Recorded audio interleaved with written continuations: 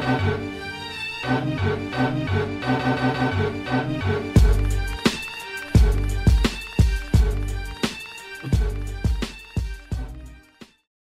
what's up? And welcome to episode 116 of Throwback Hoops. My name is Rob Clayton, and joining me is none other than Woody V. What's happening, bro?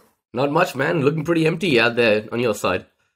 Yes, well, I should say as well, it's going to be the actual last podcast done in this house. I'm moving in 4 days now, so we'll talk about that a little bit at the end. Probably unlikely to have a podcast next week, just with, sort of logistics of moving, getting desks set up and internet and that. But no, it's been a good ride in this room. As you can see, the Andrew Days picture is gone, Woods, so that was always a bit of a centerpiece of the background there. But I'm working on an exciting new background at the new place as well. So, when you're watching SportsCenter on one of those shows and they have a pretty cool sort of setup behind them, I'm working on having something like that. So awesome, good man. stuff. So yeah, look, recording on Thursday the 25th of April. So Anzac Day there, so a special day in Australia there, and we'd give our respect for all the people who have served our country with distinction over the years there.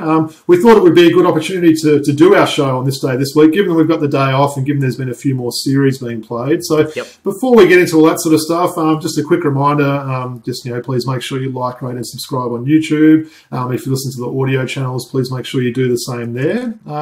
Well, as we do every week, Woods, we'll start off with some jerseys. You've got a bit of a combo there with the OKC and Celtics, so why don't you show us who you got? Nuggets, I should say. Why don't you show us who you got today? Okay. The Woods are standing up, rocking the Boston Celtics. Number 4, wow, Marquis Daniels jersey.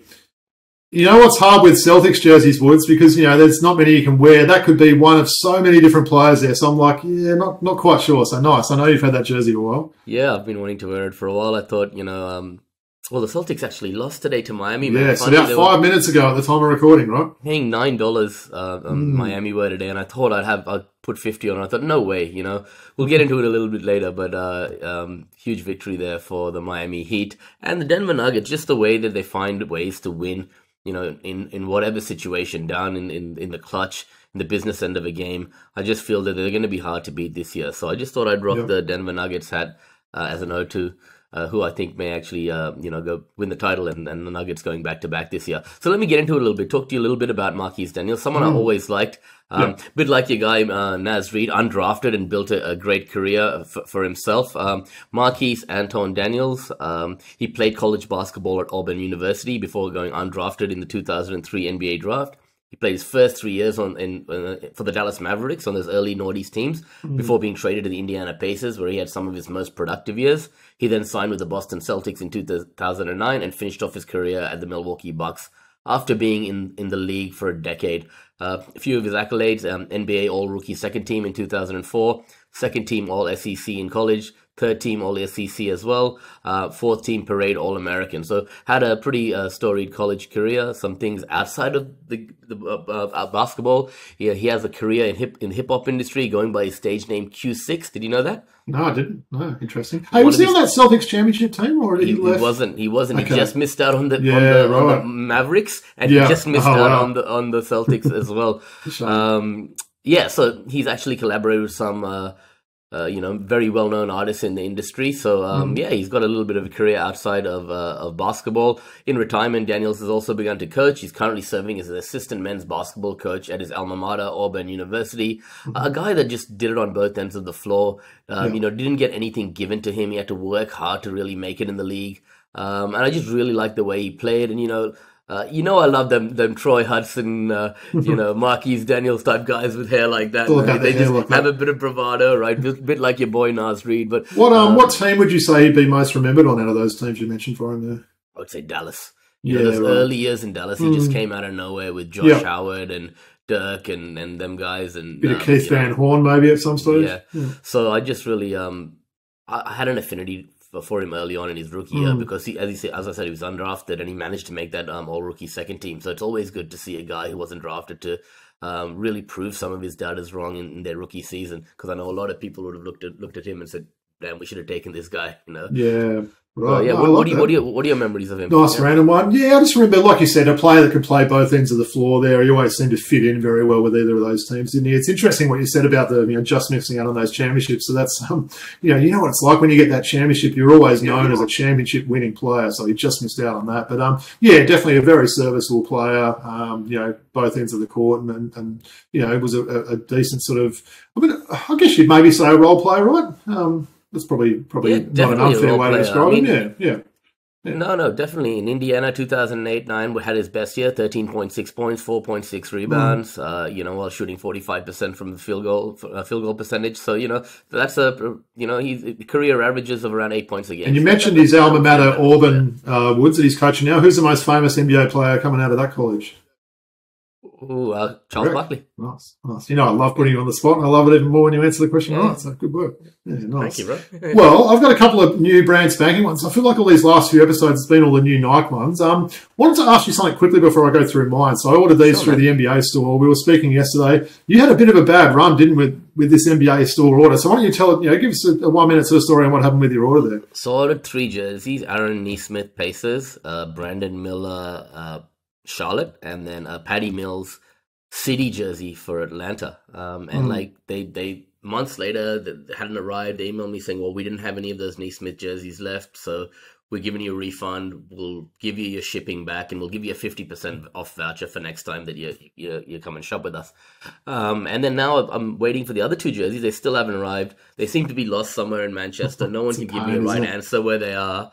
So they're going to follow up and see if they can locate where my package is. If not, they're going to resend the order again. My concern is, do they still have another Patty Mills? Do they still have another Atlanta Hawks? Well, that Patty Mills Woods, you ordered it far in advance of our trip, so you were really hoping to rock that at one of those 3 Hawks games we went to. So that's even more disappointing. Man. So without rubbing it in, I think I ordered these 2 I'm showing today maybe 5 weeks after you, and they came a few days after I got back, maybe even the day after I came back, I think. But anyway, I hope yours turn up, bro. It's interesting they come from England, isn't it? Not from America. I wonder what the deal is with that. And I was looking. I went on there. I thought I've got to get me a Josh Hart Knicks jersey. You can't get hardly any. It's basically one colour available, so I don't quite know what they're doing. The playoffs are on. You think you should have stock of all these teams and players that are focusing right now, sort of thing, but it never seems to be the case with them, so not quite sure what the deal is. We've both got our NBA store accounts, right? So the history shows how much we've ordered over the years. How much have we spent there? We probably put some of those people in that store's kids through college, I would have thought, with how much we bought through there. For sure. So I think that a little bit of a better service needs to be provided, a little bit more communication lines open between.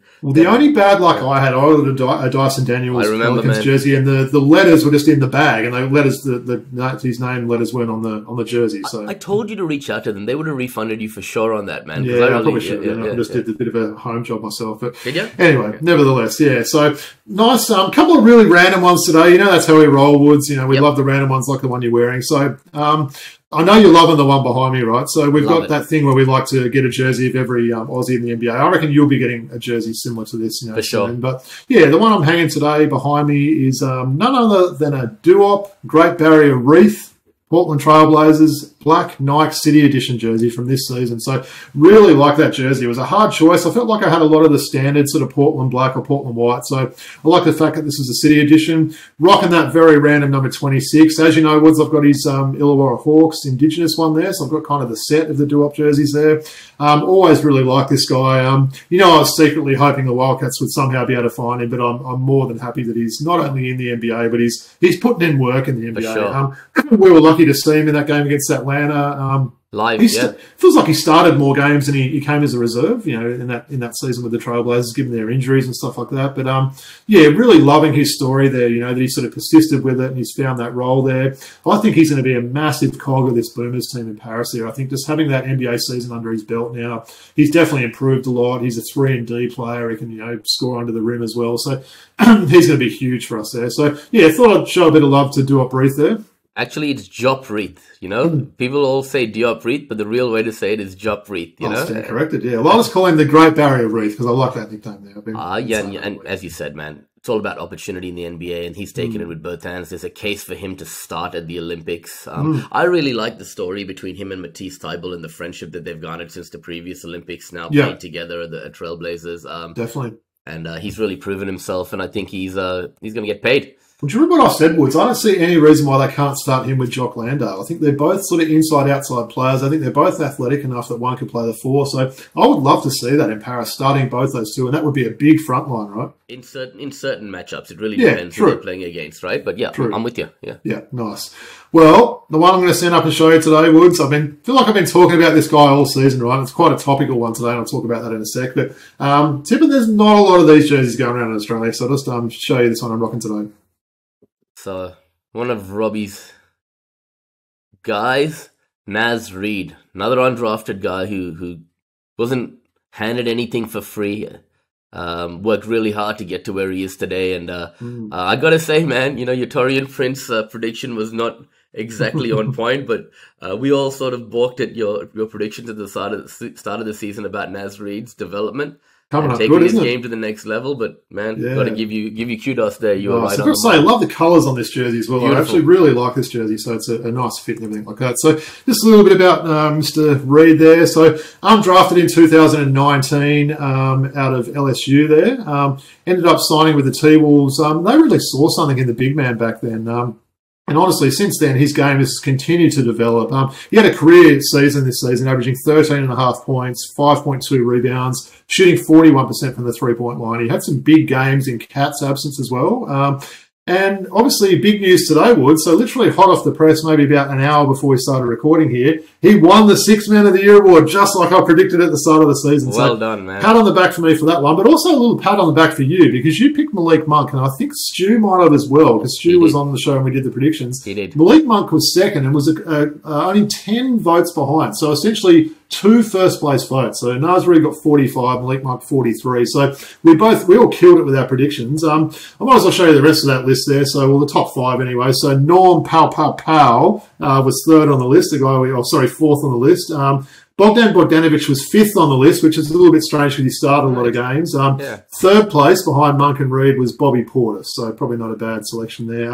Also saw Alvarado and TJ McConnell, 2 guys I mentioned to you yesterday that I actually want to buy their jerseys next. So maybe I like these 6-man Woods. And obviously Westbrook was on there as well, which is pretty cool. So Jonathan Isaac got 1 third-place vote. Now, that is a random vote. That was the only vote he got. He got 1 third-place vote. So I reckon that might have been someone that's living in Orlando that might have given that vote. Well, the magic have just quietly snuck Jonathan Isaac into the starting lineup lately after, having a lot of DNP CDs, limited playing time. They put Wendell Carter to the bench. If it's just kind of flown under the radar, actually. But anyway. So, still only 40 years of old, Reid, 24 years of age there, Wood. So I reckon a great future ahead of him. He signed a 3-year deal with the T-Wolves June last year. So what are your thoughts on my man crush? I know I've talked about him a lot this year, but what are your thoughts? Look, I think he's very versatile. He can play the 5, he can play the 4. What surprised me a lot is his ability to handle the ball in the open floor. I saw that movie he did the other day when he's just like wheeling and dealing through the offense and with that little reverse scoop layup in traffic. Did you see that? Yeah, of course. Oh man, and I'm like, man, this guy's got a lot more to his game than I thought. Obviously, he was on the periphery, but in Minnesota, I didn't get to watch him that much. But this year, I've taken the time to watch a lot more Minnesota basketball and love his attitude. He's that guy that you want on your team. So yeah. Do you see him as being one of those players, Woods, that when he retires, hopefully in 10 or 12 years, he'll literally put on like 30 kilos a couple of months after retiring? I think he's got that body shape, right? He'll definitely blow out a bit when he's older. But love watching the guy play. With the Hawks being out, probably Minnesota's a team I'm going for in the playoffs there, so it's good to see they're up there. So, all right, we've got a lot to talk about. Appreciate those jerseys, Woods. We're keeping the random theme there. Where else are you going to see Marquis Daniels, the Great Barrier Reef, and Reid jersey showing there? So, agreed, man. Enjoyed that, mate. So, all right, well, I thought we'd start off a little bit with the NBA playoffs, Woods. As we mentioned, hot off the press. You watched a lot more of the game than me this morning, but maybe quickly, actually, no, we'll talk about the play-in first. We'll kind of do it in order. So, I know the play-in feels like a little bit of a while ago now, Woods, but I thought we'd at least sort of mention it briefly there. So, look, we saw some exciting games. The Lakers beating New Orleans to end up finishing 7th. Sacramento beating Golden State and knocking them out, and then beating New Orleans to finish 8th. In the East, Philadelphia getting in, and then the Bulls smashing the Hawks and then knocking out the Heat. So And he knocked out the Bulls. And sorry, knocked out the Bulls. Yeah, my apologies.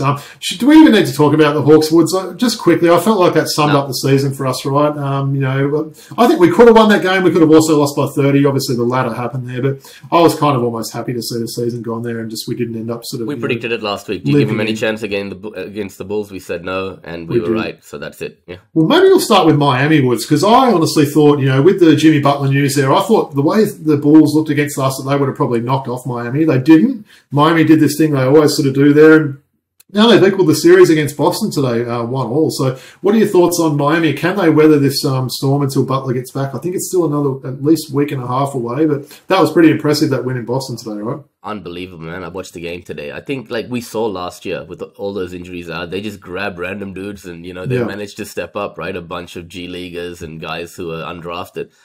So you've got, Terry Rozier out. You've got Jimmy Butler out. You've got Josh Richardson, who's a nice acquisition for them this year, who's out. And, they're rolling out, rookie Jaime Jaquez Jr., who's never played a playoff game before. You've got Nikola Jovic starting, right? You've got, also new to this environment. And then you've got a Haywood Highsmith, who has, sort of started contributing last year. Your boy DeLon Wright's giving them valuable minutes, right? Caleb Barton, who's basically done nothing since last playoffs, had a big game, 21 points today. So I think that in that front office with Pat Riley, with Eric Spoelstra, these guys, this team, I've said it for many years, they're made for the playoffs. Doesn't matter what their seeding is, right? They can come in and make noise in the playoffs, and they've proven that time and time again that it's that next man up mentality. So I think this series is going to be a lot of fun. I actually 9-1 this morning. That's what the odds were. Can you believe it? 9-1. I mentioned that's that, huge. Right? The series has started now when you win on the other team's home court, as they always say. Right. Maybe just quickly back over to the West there, Woods. We won't talk too much about the play, but I think we've got to probably mention Golden State, right? Sure. Getting knocked out by their, the California rivals in Sacramento there. The capital city of California. A lot of people don't know that one, but Sacramento. But yeah, Sacramento knocking out Golden State. That was a pretty tough watch for Golden State, wasn't it? Klay Thompson having a donut game there. You've seen all the memes about that all week. What is next for Golden State in that game? So for a team like the Warriors not to make the actual playoffs is pretty big news, I would have thought. They were healthy, right, in that game? They were healthy. One thing you've got to say is a lot of blame has got to be placed on Draymond Green. Time and time again, they've put up for their seeding. You mean for their seeding, right? They've put up with his shit, right? He had 20 games out, and during that 20 games, they were playing less than 500 ball. You saw in the back half of the season when Draymond Green was playing, they had a good record, right? They would have been in 5th or 6th seed if Draymond hadn't let them down on so many occasions. So they were just a tired team. They put up with a lot. They looked tired during that game. These guys aren't getting any younger. I mean, I think they have the right to finish their careers at Golden State. Even Draymond, despite all the things he's done, he's been a valuable servant. I think the three of them have the right to finish their career at Golden State. But if they want to make some noise, they really have to find some ways to retool. I just think the run has ended. Klay Thompson he's out of contract this year. From all reports, they want him back and he wants to be back. He's going to have to take a significant pay cut. He can't be getting that sort of all-star money that he was getting years ago now. He's got to take a pay cut, and that's a hard one to do when he's done so much for that team. But I think if he wants to see the team continue and potentially grow in free agency, I reckon they've got to make a decision on Andrew Wiggins, NBA All-Star Andrew Wiggins, which is still pisses me off to this day. A ridiculous selection there. So he's just not interested in basketball, is he? That guy, like his defense is terrible. We've said that for years. For someone that's so athletic, it just doesn't even want to play defense there. He turns up sometimes, doesn't turn up another time. I think they need to get rid of him. Maybe try and bring back Klay on a cheaper deal and just try and play some of these guys more, like Moody and Kuminga next season. But I don't know what else they can do, right? Yeah, I think they could probably get something for Wiggins on the open market, see what they can get out of the draft. What's his name? Brandon Podemski. How do I say it? I can never say his name. Yeah, right? He showed some signs. Yeah, so Dale Davis's son's there, right? Yeah. So they've got some okay young talent. They probably drafted okay, getting some of those guys. Obviously, didn't work out too well with Wiseman there, which is probably they're still kicking themselves a little bit. Maybe play Moses Moody a bit more. Yeah, he actually looked okay in that playing game there. He's a pretty reliable player there, so I don't mind Moses Moody. So Yeah. Think about Clay. He still averaged 18 points, shooting 40% from three this year, right? It's his defense. He was always known as a strong For sure. defensive player. He just seems one or even two steps slow now. Since the injuries, I don't know what position he can sort of guard now. You can't put him on a 2 or really a 3 now. So, all right, well, that's probably the plan put to bed. Obviously, New Orleans and Boston, and Chicago were the 2 other teams that didn't quite make it. I think that NOLA team will be okay, Woods. I quite like some of the players in that team. I think Brandon Ingram is a little bit out of sorts there, but I think they can bounce back. I think Willie Green's done a pretty good job there, and they'll sort of be a little bit better next season. It was a shame not to see Zion play as well. He was so good in that game, the first playing game there. He really was great in that game. So 40 piece. That's it. Well, let's talk about a little bit about the playoff as such, Wood. So each team, I think each series has now played 2 games except for the one that's being played as we speak now. So OKC and I'm blanking now. It was OKC playing Woods. New Orleans. Yeah, of course. So, sorry, I was saying New Orleans, yeah. So, I actually said that wrong. So, New Orleans are making it. Sorry, it was a bit all over the place with my move and stuff like that. So, no problem, New Orleans make it. It was obviously, they've sort of made it and ended up in that 8th seed there. So, a lot of people say maybe the Lakers should have got it. But, look, the common theme up until yesterday was a lot of home teams winning, but we've now seen that change. I think there's been 3 of the last 4 games we've seen the road team win. So, I just want to quickly go through each series and maybe get a few thoughts from you, Wood. Sure. So we'll start off in the East. This has probably been my favourite series so far, and that's New York leading Philly 2-0. That could have easily been Philly 2-0 if a few calls had gone Philly's way as well. The NBA came out and said that Tyrese Maxey didn't just get fouled once in that last possession of Game 2. He got fouled twice. So that was pretty disappointing to see. But yeah, what's your thoughts on this series? Oh, man, they're up 5 with, half a minute to go, and they managed to with your microphone, by the way. It's just sounding very different. Did you touch something before? It's all good. It's all good. Yeah, I think it just unplugged a little bit the headphones, but you good now? You hear me? All good. That's good. It's clear. Yeah. Yeah, so I just think that up by 5 points with less than half a minute ago, you should win those games. Yeah. Surely that the NBA did say that was a foul a couple of times, but there was a sloppy pass to turn the ball over. Yeah, they gave up 2 threes, an offensive rebound there to Isaiah Hartenstein, and then these guys are dogs. The heart and soul of the team is your boy Josh Hart. Just love what he's doing. This guy's averaging 20 points and 14 rebounds a game. It's not ridiculous. Bad for a 6'4" small 6'4", right? Ridiculous. Yeah. Guys like Dante DiVincenzo, McBride, they're all stepping up. Even when Jalen Brunson hasn't really been on top form. Talk to me about that, Wood. So 2 games, Jalen Brunson's shooting a horrendous field goal percentage. I think the Philly guards and even people like Oubre are coming on and troubling a little bit there. But is that a bit of a worry that he's had 2 sort of bad games, or is it still a good sign that they've managed to win those and you think he'll find his form? I think he'll find his form. He's proven throughout the year he's a warrior, right? Yeah, and the other guys have stepped up in his absence. Yeah. I think Philly has a bit to be concerned about. Embiid was not happy at that press conference, right? Why was he going for that big dunk? He basically hadn't even attempted a dunk, and he tried that dunk and then came and jarred his knee again. I don't know what he was thinking. When he tried to serve it up himself. Yeah. So what are your thoughts? I wouldn't be surprised if New York maybe come out and get one of these, potentially even Game 3, and it ends up being a short series. Do you think Philly can extend this series anyway? Or? I'm going to take Philly to win the next 2 games, right? Okay. And even at a 2-all, because Embiid has gone through some tough times, right? And these guys, Embiid, Maxey, I believe in them. They were just there, right? Yeah. That New York home crowd was amazing, right? It was good, yeah. It was ridiculous. I mean, it's been a long time since, the spiritual home of basketball has been able to have a team to support that played with such passion and heart. Yeah. But when they go back to Philly, things ain't going to get any easier, right? The home crowd there is going to be jovial and going to get right behind those guys. Yeah. But one thing is, it's really hard to come back from a loss like that. That's a gut-wrenching loss. Yes, whatever, bad refereeing, bad calls. But still, when you're up 5 points with 30, 40 seconds left or whatever it was, I can't remember the exact amount of time. I think it was 35. 35. Kyle Lowry threw that inbound. Oh, no, he did. He did. Kyle Lowry did. Thinking on that. That was such a risky pass. So, all right. So, yeah, as I said, this has probably been the most enjoyable series to me. Looking forward to that Game 3. Look, we spoke briefly about this Boston and Miami series, Wood. So, obviously, that's now 1-all with Miami getting the big road win. How do you see that series going out? I'm tipping you probably expect that to go quite long now. I do. I think that could be a 6 or 7 game series now. I mean, you just can't write off this Miami team. As I said earlier in the show, next man up mentality, unbelievably well coached, right? Yeah. And I just think that, there's history there between these 2 ball clubs, right?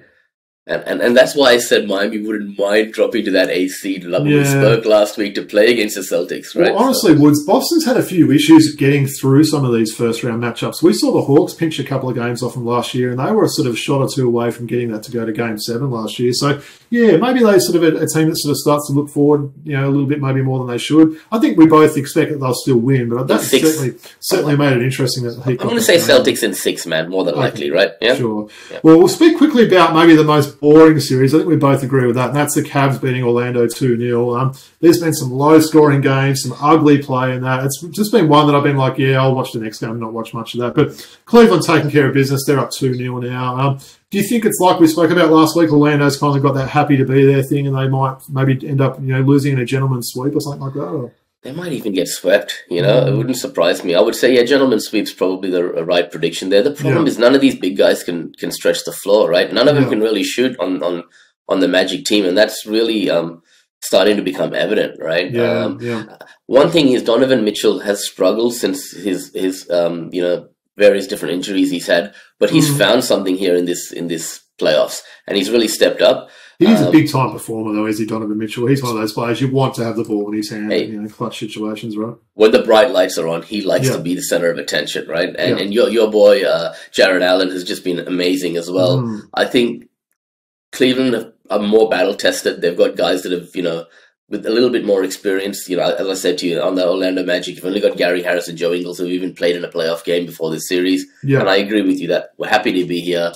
Mentality may just kick in, and they should be, right? And they can retool in that offseason and try and take them to the next level. Who would have ever thought they would have outright made the playoffs without even, you know, not even playing, but the outright playoffs this year? So well-coached team, yeah, very boring series so far, but I did manage to watch one of the games. Okay. Well, one more series in the East, and that one's very interesting. So we saw the Pacers, a big 17-point road win yesterday in Milwaukee to level that series at 1-1.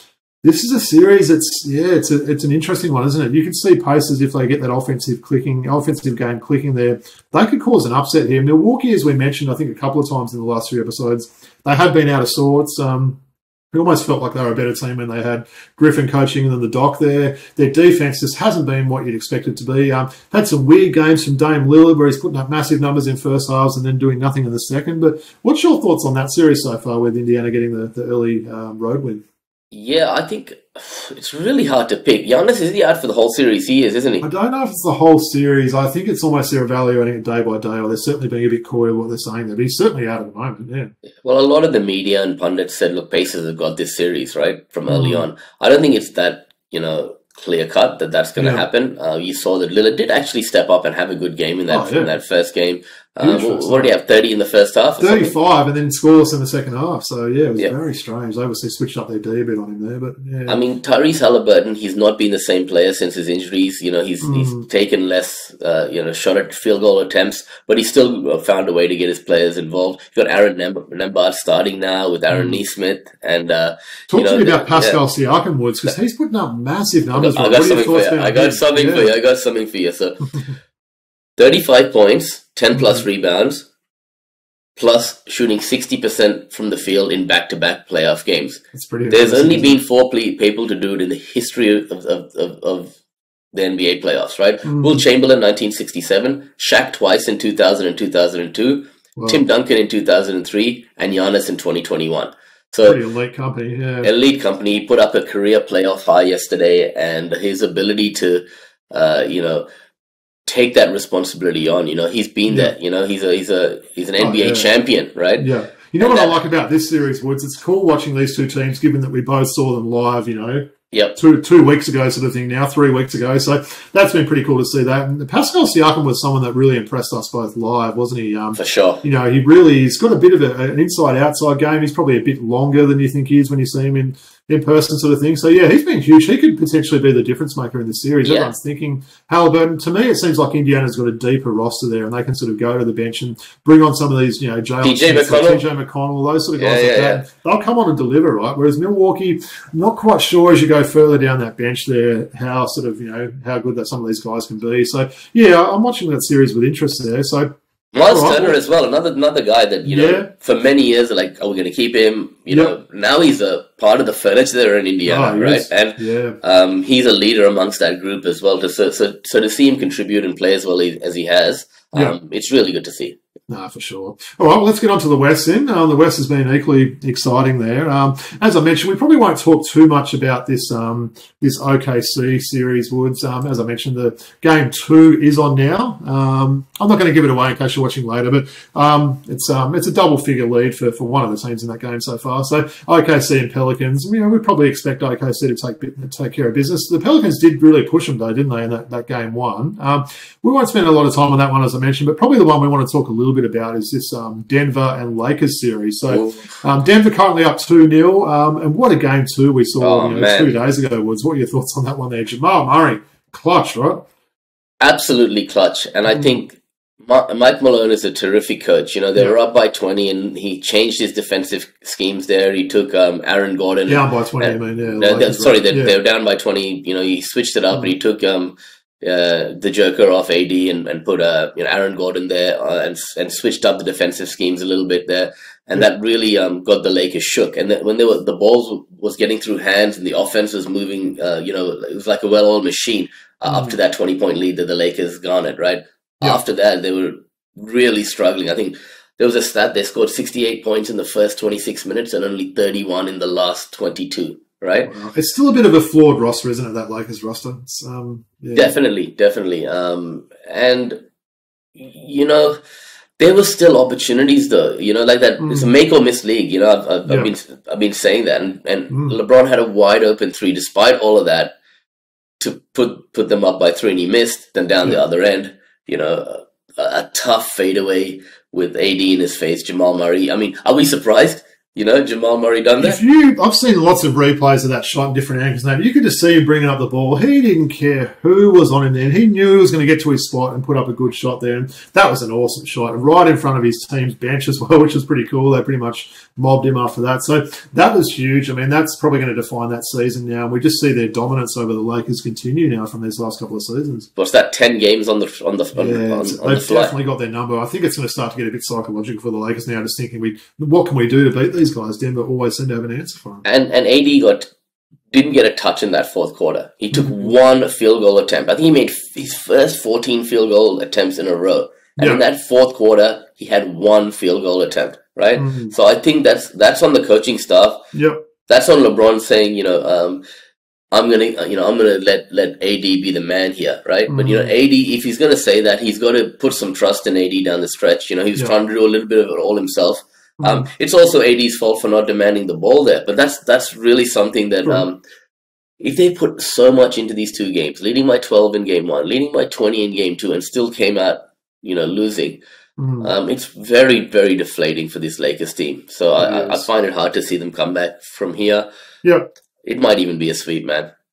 Hey, didn't it work out well, obviously? Now the Clippers will be going to Dallas and the Lakers will be coming home. That worked out well for the stadium logistics there. So maybe I'll mention that. Maybe we'll stick on that series. So Clippers against Dallas. That was another one of these road wins yesterday. Sort of Dallas leveling that series at 1-1. I like this series, Woods. I can definitely see this one going to 7 games. Loved it. Yeah, I watched it. I didn't get to watch the whole game, but I watched the replay of the full game 2 yesterday night. And 97-91. It's a tussle between both teams. That was the score, right? From memory, 97-91. Yeah, sounds right. Just these are the games I like to see. No one wants 96-93. Sorry, it was. It was just brilliant, and I think game of runs, wasn't it? It was a game of runs. I love watching Kyrie, and some of those shots he made were difficult. Nice, Luka. A bit of that one-on-one basketball that we noticed seeing those 2 Clippers games. We went over there sort of recently, so there's a bit of that going on there. Harden was good in the first game, not so great in the second. Kawhi definitely looked a little bit out of sorts. He missed the first game, obviously was back then. So I don't know which way the series is going to go. It's difficult. It's difficult. And Kendrick Perkins, I don't always agree with stuff that he says, but he said, look, in game 1, James Harden and Paul George looked comfortable, right? Then when they introduced Kawhi into the lineup for game 2, they took less responsibility on, deferred to Kawhi a lot, and that kind of threw them off a bit. And he's right. When you introduce another piece into it after not playing for a while, it takes some adjustment. I'm going to go out on a limb here and say I'm still going to take the Clippers probably just I could see this going back to LA at 2-2. So I think it'll be the same thing. Dallas will win one of these home games. Clippers will get it. So it'll just basically come down to those final 3 games, LA, Dallas, LA. So yeah, I think you're right. I'll probably stick with the Clippers there. But yeah, I'm looking forward to the next game. It's definitely a series I'm showing a bit of interest in there. And let's talk about these boys, Woods. The mighty Minnesota Timberwolves, right? So a really nice 2-0 lead against the Suns there. Look, the Suns, honestly, I know there's probably some Suns fans out there. Shout to our boy Liam Santa Maria, but I don't know if they're the most likeable team, are they? They've got a lot of guys, sort of, annoying sort of people on that team. I'm really liking what Minnesota's done. Phoenix has been a bit disappointing, though, for mine.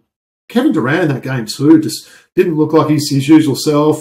Devin Booker was getting a little bit caught up, with McDaniels and sort of people getting under his skin and stuff like that now. So yeah, that's a little bit of a concern, Phoenix there. I hope Minnesota continue it, but how do you see the rest of that series going?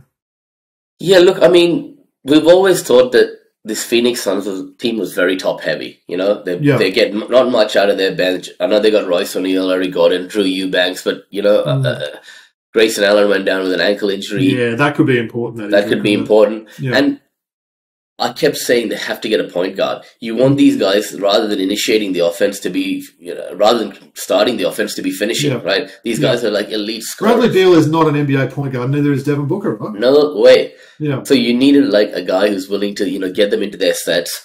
And that's really showing here. It's also the lack of size. They need a little bit more out of Yusuf Nurkic.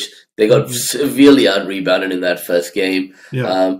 There was a stat. I think they turned... Let me tell you. Let me see if I've got it up here. So, let me bring it up. So, turnovers for Phoenix in that game, 19 points off turnovers, right? 19 turnovers, and I think it was 40-2 or something like that. Points off turnovers. 2 points they got. I did see that stat as well. That was quite remarkable, that wasn't it? And you think that's sort of not having that point guard that can sort of start the fast break and the transition game there and get that going. It's a lot of these guys that want to sort of dribble, isn't it? Booker, Durant, and Beal. They want to dribble a bit and then set something up, but they possibly need to attack a bit more than what they do. And listen, they did a decent job defensively in the second game. They managed to shut down Anthony Edwards. Well, not shut him down, but he shot 3 from 12. Great, was he? Yeah. 3 from 12. Your boy Karl Anthony Towns in serious foul trouble earlier. So when you give him 27 points to Ant-Man and Cat, you think that you've done a good job, but then you got a guy like Jaden McDaniels had a playoff career high. He was the story of that game, wasn't he, Jaden McDaniels? He was running at both ends there. He slowed Booker down, as I said, got under his skin a little bit there. But how important do you think he'll be for the rest of the series? Oh, he's brilliant, and he's just taken his game to another level. You've got Cat, Rudy Gobert, Anthony Edwards, Mike Conley. These guys have got all the plaudits and achievements, and he's that glue guy in that starting lineup. And I really like what he brings. And Nickeil Alexander-Walker is also brilliant coming off the bench. Some defenders on that team, don't they? I've got to say. Yeah, Naz Reid, Jordan McLaughlin, if they need him, even Monte Morris is there. I like the depth that they've got on that team for sure. I like the defenders. They've got some guys that can put up big games. So I'm certainly going to be cheering them on. I think. Have you got a team you're going to be going for now with the Hawks out, Woods, or Miami? Yeah. Miami? Okay, so Miami for you, T-Wolves for me. So we'll pick the random ones there. So, all right, well, really enjoying these playoffs so far. As I mentioned, this OKC Pelicans game is on now. So looking forward to catching some more games over the next weekend, in between me packing boxes and everything else like that. But I'm sure I'll get to squeeze a few games in. So, well, let's get on to some NBL now, Woods. Probably not as much as maybe we were both expecting in terms of free agency news this week. There was a lot of quick announcements that came through last week. It's sort of been trickling through this week, and I think a lot of the announcements were just more official ones that we already sort of heard about last week. So I thought we'd maybe just focus on 2 players in particular. Sure. Your boy, Geordie Hunter, leaving the Sydney Kings and going to Southeast. And then obviously Will McDowell-White to take his talents to Europe. So let's start off with Geordie Hunter. Look, it wasn't a surprise. We heard that was probably on the cards, but that's a pretty big loss for you guys, right? He was really good this season. And Aussie bigs, right? They're like gold in this league. Yeah, 100%. And I think that losing Bolden as well means we really got to shore up in that position. Probably going to look at the import market now for a big man. Yeah. I think the whole thing about them going for Isaac Humphries, the Sydney Kings, really rubbed Geordie Hunter the wrong way, and that's why he wanted to move. He's been a loyal servant to the club for many years now, but I think he's going to get a great opportunity to thrive under Mike Kelly. Well, maybe Woods. He's got a bit of an out clause on that contract, I believe, right? Yeah, so Japan there. So if Japan want to, showing the money there. He's got an out clause, as I think Mitch Creek does as well. So we'll watch that with interest there. Obviously, we'd love to see him stay in the NBL, but if he can go over there and get paid, then all power to him, he's right? playing in Latvia or somewhere right now as well, right? So he's currently got a contract overseas. I think never would we have thought that his game would have developed to this level. I think such an interesting guy as well, right? Yeah, he's got a lot of interest outside of basketball. Southeast Melbourne have had a few tough years, and they've said, look, let's go and retool ourselves. Let's get guys who can stay healthy, proven track performance in the league. So things are coming together nicely. Mitch Creek's now, by all reports, going to stay. You got Nathan Sobey there, Angus Glover, championship pedigree. Geordie Hunter, championship pedigree. So I like what Southeast Melbourne's doing over there. They've done well. And I believe, Woods, that BMWs are actually a European brand there. And now we're seeing BMW, Will McDowell-White's taking his talents to Europe, as I mentioned. So that was pretty big news, wasn't it? I think at least 4 teams were sort of basically prepared to sign him if he's agreeing to sign a contract there. They've all missed out there, and he's going to be going to Europe. I know that's probably a loss that you're disappointed in. I know you've always been a fan of McDowell-White there. I used to watch his dad, on the AFL field back in the day, Darryl White there. But, what are your thoughts on this news coming out of I think this camp? It's unfortunate for the NBL, but I'm really happy for him. He's someone that I've always admired, as you mentioned. And I think for him to grow, going to Europe is going to be a really good opportunity for him. I still think he's got the ability to play in the NBA.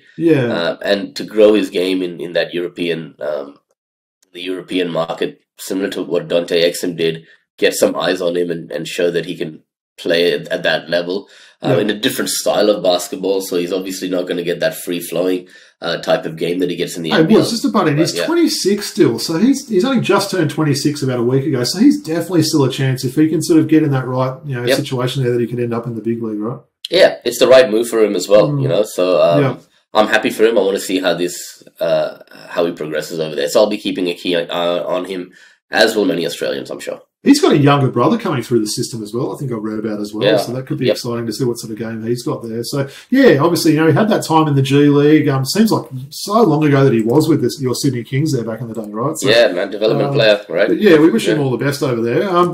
Well, finally, with the NBL stuff, Woods, I wanted to throw it at you. I saw the NBL post a similar sort of question on, I think it was Facebook or Twitter or something last week, but talking about the 3 teams that have been really busy in free agency. So you're talking Southeast Melbourne, your Sydney Kings, and New Zealand. I gave you a bit of homework, didn't I? I wanted you to say who you think's done the best job recruiting so far. So give it to me, who you got out of those 3 teams. Southeast Melbourne, Sydney, and New Zealand. Who's done the best job so far?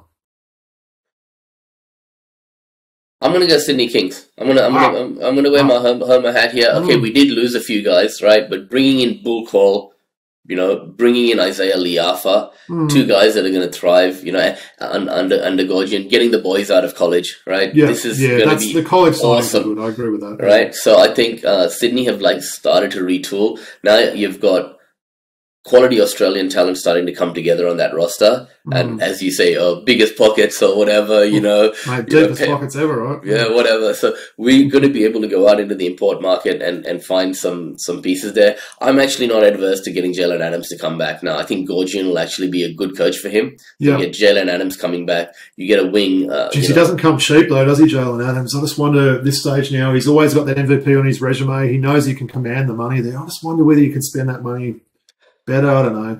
Most overrated player, by your opinion. Yeah, he really is, honestly. He really disappointed me last year for Sydney. It just felt like he didn't give a damn half the time there. But look, we know Sydney's salary cap's good. There's rumours that they might be talking to guys like Nikola Jokic, Joel Embiid, those sort of guys. So we'll see if they can get one of those. But look, otherwise, if they can't get one of those 2, they'll find something. Get Brock Motum, man. I think there's talk of him wanting to come back to the league. So, and you can see someone like Brian Gorgian, who's got that pre-existing relationship with someone like Motum there, maybe getting him. I think everyone's kind of assuming if Motum does come here, it's going to be with Brisbane. But you're right. There's definitely a chance that the Kings could get someone like him, and that would be a really good signing.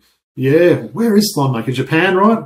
Still kicking people in the Philippines. I don't know where he is, but it's a shame. We like to see him on the radar because I like what he's got to give there. Thonmaker. Likewise. All right, no, fair enough. Look, I'm going to say New Zealand there, Woods. Fair. I definitely like what they've done. Look, they started off with re-signing the law firm. I think that was really good. I think they only had, maybe Dane Pennell was the only player under contract or something before they re-signed him. But look, since then, Sam Menenga from Cairns, which I think was a really good move there, getting a local back there. And then the big 3 announcements that came last week. So Bolden, Mojave King and Mitch McCarron there. So the reason I like all those three signings there, Wood, so I think someone like Mo King, right, it's been a while since we've seen him out of the league. I think he's going to come back a lot better player. We know there's some deficiencies in his game. I think he's addressed some of those now. We know he's a supremely athletic player. So I think he'll fit in well in Mody Mayor's system there. Sure. Mitch McCarron as well. I mean, he's someone that was an All-NBL, I'm going to say All-NBL second team, I think, 4 or 5 years ago maybe now. So he's someone that, he hasn't fallen off a cliff. I don't think Adelaide was the best situation for him. So I like that his fit going there, whether it's in a starting role or in a bench role. And someone like Bolden, right? So, he had a decent season last year for the Kings. There was a bit of, mixed times there, but I think he can fit in there and probably get that starting role there. Hopefully, he cares enough about it. It's interesting. You would have thought someone like him would have wanted to stay in Sydney. So that move did surprise me. But I like what they've done there, Woods. I think if they can nail the other two imports, and we know they've really nailed imports the last few years there, I think they're going to be a team to beat this season for sure. Well, we said on the show last week, right, Mody Mayor is going to be a great coach for Bolden. He demands excellence from his players. So I think Bolden will grow under him. And we said a guy like Cam Glidden, who's leaving now, Mitch McCarron is ready to fill that void, on the bench and replace him accordingly. So nice one. And look, I'm sure we'll see some other moves. I know there was, the Wildcats signed Elijah Pepper, another college player that teams are pretty, the league's been pretty high on. So that's a good signing from. What about Tony Smith-Milner to Brisbane? Brisbane, right? Yeah, definitely. So that was a sneaky move. He's not certainly a pretty serviceable player there. So. I think we'll start to see some more, rosters completing. I think a lot of teams will be waiting for summer league for imports and whatnot there. So, look, Woods, I know we want to do some classic packs, so I'll just go through a very quick hit segment now. So, the WNBA Draft took place last week, so I thought it would be remiss not to mention that there. So, there's someone called Clark that was taken at #1 by Indiana. Not sure if you've heard about her. She seems like she could be a pretty decent player. Yeah, so she got the massive contract from Nike I saw this week as well. So, good on her. I think that's going to put a lot of eyes on the WNBA this season. Caitlin Clark. If you haven't seen her, I don't know what you're doing, sort of thing. She's must-watch basketball. She'll certainly be someone that I want to watch a lot more basketball. Apparently, Indiana have had to move a lot of their games already that have been scheduled just because they know they're going to get bigger crowds there. So that's a big coup for the WNBA. 3 Aussies taken as well, which I thought we had to mention. I know I'm going to butcher the young girl from Southside Flyers Wood. So taken at pick 12 by the Atlanta Dream. Naiju Puoch, and I'm really sorry if I have butchered that there. I was trying to find some better pronunciation. That's maybe the best I can do. Better check with Squin. Better check with Jacinta. We'll check with Squin, yeah. She can fact check us on that one. So, yeah, she's obviously got the I believe South Sudanese background, and she was playing for Southside Flyers in that star-studded team last year. So she's learned under some WNBA stars as well in players like Lauren Jackson and Leilani there as well. So that was great to see her get drafted. So pick 12 by Atlanta. And she's also joined by another player on that Atlanta team. So how great to get 2 Aussies there. Izzy Borlase Wood. So she was someone I've had my eye on for a bit there. She did play one season in the with COE there. So got to see her, and I watched her live as well, coming to watch the COE game. She's been a star basically in that WNBL last season there. So she's actually playing in the NBL1 West this season. I think she signed with the team, just about a week ago. So great to see those 2 players. And then to round out the trio there, so Jazz Shelley, pick 29 by Phoenix there. So 3 players. I don't know a lot about Jazz there, so I'm not going to sort of, try and suggest that I do there. But look, I was just so thrilled to see the 3 players there, adding to that, list of WNBL players that have made it in the WNBA. So we say it all the time, don't we, Wood? Support women's basketball. Really looking forward to see how some of these girls go. Should mention as well, to finish off the quick hits, I'm back on the mic this week, Wood. So the NBL1 East, finally the Hills have their first home game. So it's actually round 4. So the first 3 games have been on the road, which has been a bit of a quirk of the schedule there. But I know you're hoping to maybe come to one of the games. You've got a bit on this weekend. But Sunday the So Saturday afternoon. So Hills have got COE. So we know we love those games last year. So COE, the best young talent in Australia. I think both of those teams are bringing back a few players from last season. But yeah, really looking forward to go and see some of these players that COE have got. And just to check out my hometown Hornets, we saw Chris Bryant, 39 points last week in a win at Central Coast there. So He's spoken quite openly, Woods. His goal is to play NBL, Chris Bryant. And I wouldn't put it past him, eh? He's definitely got that game that can sort of translate there. It might be one of those sort of third import types that an NBL team could look for, but you could probably do worse than someone in Chris Bryant. So, can't wait to get back out there on the mic. I know there's some games today for Anzac Day that I'll be watching tonight. Probably, I think Albury might have a game there, so we've got a few players I don't mind watching. So, looking forward to that, Woods. And then there's going to be a lot of games coming up. So, hope. Is there a game on Sunday as well? Saturday and Sunday? No, so just Saturday this week. The week after this, Saturday and Sunday. So. Yeah, I'll be able to get to that Sunday game the week after, man. So nice. So looking forward to that. So, well, Woods, we haven't done classic packs for a week or two, or maybe just 1 week. But let's finish off the show with a classic pack. No idea what you've got for me this week, but all right. I'm sure you'll make that joke that I'm not on form when I've always been on form. But what do you got for me? I've got the 94-95 Skybox Premium. I think we've opened 1 or 2 packs of these. Was that one of the last years they might have made Skybox, I think, from memory? Yeah. Right? Yeah. Yep. I think 9. There was one more. Let's ask Stewie from the Sport Blokes. He'll be able to fact check us on this. But this was one of the final editions of. Shout out to Stewie. He just mentioned me, sent me a message as we're talking about Nas Reid. He's saying that Malik Monk was robbed. While we're talking Sports Blokes, Woods, I think we should give a bit of a shout out to our boy Nath as well. So, yes, getting married this weekend. So, I want to wish him and his lovely partner Lindsay all the best there. So, shout out to Nath. Really proud of you, mate, and hope it all goes well. We're not going to give away a certain basketball theme for the wedding there, but we're looking forward to see some photos there and wish them all the best. Yeah. Tozo, my man, congratulations. Hope you have a great week ahead. Yeah. All right, cool. Formerly played with the Bulls, forward center, undrafted, number 42. Come on, you should know these random numbers. So I can think of Elton Brand, but I know he was certainly drafted because he's number 142. How about some Scott Williams? Scott Williams, 76ers card. Yep, well done. Nice. Really? Oh, you're in good form. Okay, just have a look at the back. I know you like to have a look at those. Yeah, these are nice looking cards. These were a set I'd sort of just dropped off collecting a little bit before these. Yeah, Skybox are always nice, weren't they? Okay, this is an insert. Okay, this is an insert. Fiery leader of the Sonics, brings an intensity to the game that is unmatched in the league. Leaves it all on the floor. Who am I speaking of? No. Actually, no, you wouldn't call him fiery, would you? So, Sky Pilots, okay? It's a special insert. Oh, so a pilot's got to be someone like Sean Kemp, right? If we're talking someone that's... Pilot's someone who's... time of the year. No, Pilot's probably someone who's the captain, right? All right. So GP, the glove. Yep. Yes, that makes sense. That's the fiery part there. Well, that's a nice looking card. Yeah, beautiful. Yep. Very good. Yeah. We've got another insert here, which is like a special edition insert. Now this guy, awesome. He's still a really good looking man, going through some hardships in life. This is his New York Knicks card. He's a forward, number 2, currently head coach in the NBA, has had multiple head coaching gigs in the NBA. Currently with one of the worst teams in the league, if not the worst team in the league. I like it on this one. Number 2 from the Knicks. Yep. Maybe he's current head coach in the league. Tragically lost his wife in a car accident not long ago. Yeah, it's Monty Williams. Yeah, I couldn't quite remember his number there. So Monty Williams. Is that does that say Williams? Is it just Monty, or is it just a big Williams? Just a big Williams, but I could just see it was Monty Williams. Yeah. See, I don't really remember this set. They're really nice looking cards, aren't they? Yeah, look, he's obviously lost some hair now, but he's a good looking man then, and he still is a good looking man. So nice. He's aged pretty well. Is he as good looking as Kelly Oubre? Ooh. Yeah. It's a tough one, right? It's a tough one. Okay. All right. A pioneer who really paved the way for more European players to come into this league. Both Jordan and Pippen would fight over who would guard this guy. We recently saw his son live play for St. Mary's at Castle Hill. I'm speaking of none other. Yeah. Number 13?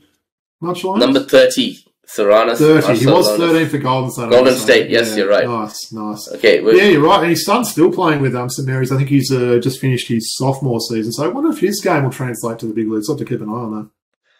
Okay, we've got a Sky Shots special card here, another insert. Known mainly for his playmaking, this man has the ability to knock down the jump shot if you dare him. arguably the greatest point guard ever, you know. Mookie Blaylock. Arguably the greatest jump shot knockdown. Arguably the greatest point guard ever. You know, him in that pick and roll action. For me, it's got to be Stockton or Magic, so I'm going to say Stockton. John Stockton. Nice, that's a cool card. How's his shorts going on that one? Pretty small, I would have thought. Yeah, I think on the front they're really short, but on the back, I think that, you know, they moved to the ridiculously short. Yeah. Okay. One scored 8 points. This is another one of those special gold cards. One scored 8 points in like 20 seconds to win a game for his team. Rodney Rogers. Yeah, you like that one, right? Tragically had some hardships since. He certainly did, yeah. I remember that fondly, that game when he racked up those points. He was a Clippers jersey I always wanted to get was a Rodney Rogers 54. Never managed to find one. Okay, SkyTech fourth card. I mean, I'm getting all these inserts in this pack, man. I don't know if this is a special pack or something. Yeah, because it's a premium pack, right? Right. Another head coach in the league is coaching during the playoffs right now. In fact, he's coaching the team that he played for during 95. One of the highest IQs I've ever seen on a basketball court. Jason Kidd. Nice. And he does have the J in front of Jason, right? Because he didn't used to have it. Yep. I'm not sure he had it in 95. No, true. Once held the record for most three-pointers ever made in a game. This is his Minnesota card, but I really fondly remember him. You know, I remember this LeBron James. Number 42, Donyell Marshall.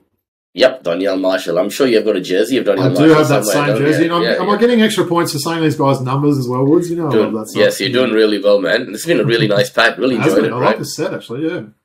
Okay, Sky Shots, another Sky Shots card. So, great shooter. He's the younger brother of someone who's known as one of the all-time greatest marksmen in this league. And you absolutely love his brother. No, you love his brother, right? A marksman who had a nickname. His brother had a nickname similar to marksman. All right, this is his younger brother. Phoenix Suns. One of the he's a pure shooter. His brother has a nickname similar to a marksman. Right, one of your favorite players of all time, Wesley Person. Wesley Person, brother, of course, of the good old Chuck, the rifleman Person. Exactly, legend of the game. Yeah, someone we really love. You know, you've got a jersey of this guy, Mr. Cooper. Hanging with Mr. Cooper, loves this guy when he was at Golden State. Obviously, had stints in Sacramento and Miami as well. Good old Mitch Richmond. No, big man, big Billy man. Owens, of course. Billy O, baby. Billy O, baby. Billy O. Always 32 with the Heat. Yeah, wow. I always kind of forget his stint at Miami there. Yeah, right. Career ended a bit early. Well, this is a ridiculous pack. Absolute legend. You know, he's moved into a great Duke legend, moved into a great media career afterwards, married to Tamia. He drinks Sprite. Yes, he's actually been calling a lot of these playoff games. Grant Hill, really like him on the commentary team as well. He's wow, that's a cool looking card too. Right? Is that a rookie card then, or is this a year after his rookie year? This rookie card, it says rookie on it, right? Oh, okay. So interesting. That's cool. So obviously, the joint rookie of the years both pulled in this pack. Yeah, which is Jason Kidd. It's a hell of a pack. Grant Hill. Yep. And finally, we've got Sky Swatter. I mean, this premium pack is awesome, cool, right? One of the best rebounders in the NBA at this point. He also gives the Lakers versatility with his extraordinary passing ability. Great passing big man. Another man who paved the way. Vladi Divac, or as Raz would say, Vlad Divac. Nice. And he doesn't have a ciggy in his mouth either. So that's even more impressive, yeah. Nice to see him and Chris Webber sitting on the sidelines there. Would you say maybe a better player than a general manager, would you say? I would definitely say that. Marvin Bagley? Yeah, right. Yeah. For those that wonder what that means, he actually had the chance to draft Luka and he took Marvin Bagley. Every time I see Luka play, I think of Marvin Bagley, don't you? Yeah. I mean, maybe we should start to think about Trey as well. But hey, I think Trey's been a multiple all-star. Marvin Bagley, he'll be in the NBL in a few years at this rate. So, nice. Well, that was a really fun pack, Woods. I did enjoy that. It's funny, I can't remember us doing that pack before. You said we might have done one before. We've done a Skybox Skybox $94.95, but we haven't done a Skybox Premium, which is pretty much all inserts in the back, full of legends of the game. So I enjoyed that. Yeah. That was a lot of fun. Yeah. All right, we'll get to a bit of an outro now. So yeah, just wanted to thank everyone for continuing to support the show. We love everyone out there. Make sure you follow us on our socials. We can be followed on X at Throwback Hoops, Instagram, throwback.hoops, and our email address, throwbackhoopspodcast@gmail.com. We've mentioned Patreon before. If anyone's willing to support, a couple of dollars a month can really assist us with the production of doing this podcast. I think some people would, they see how many subscribers and everything else we've got now, and they think, oh, these guys are about to retire soon. Definitely not the case there. We're still out of pocket, just with all the production costs, subscription fees to upload the podcast, Adobe fees for me to do my amazing editing job, which I'm going to be doing straight after this. So appreciate everyone's support there. Look, as I mentioned, Woods, probably likely we won't have a show next week. If I can get everything set up, I'm surely we will, because obviously there's a lot to talk about. Probably likely we will just have that 1 week off. I'll be in my new place. I'll have the fancy set up in the new study there. The good thing is, Woods, I'm hoping to get my jerseys in a bit more central location. So hopefully to have them all in that study room that I'm going to be recording from there and get a real good sort of collection of the jerseys, because I've outgrown them in this house. They're kind of in too many cupboards, and I don't even know where half of them are these days. So good call. So we'll do that. But look, get everyone to continue to subscribe and like. Make sure you watch these playoff games. There's been some crackers so far. NBL1. Make sure you get out, support your local team. At the very least, watch it on KO or on the NBL1 app. Final thoughts to you. Yeah, look, if we take a week off, we'll kind of have a better picture of what the second round of the playoffs looks like at that time. Hey, maybe I could... Yeah, I think I'm in Melbourne next week for work anyway, so it works out. So sorry, guys, we'll come back in 2 weeks. And good luck with the move and everything, man. Hope it's the last time our audience is ever going to see this background where you're sitting now. So it's a very bare background now, but I'll make it exciting at the new place, I'll guarantee that. End of an era. So, no worries, man. Yeah. Appreciate it, mate. It's been fun. Well, thanks for everyone's support, and it's peace out from the Throwback Hoops crew.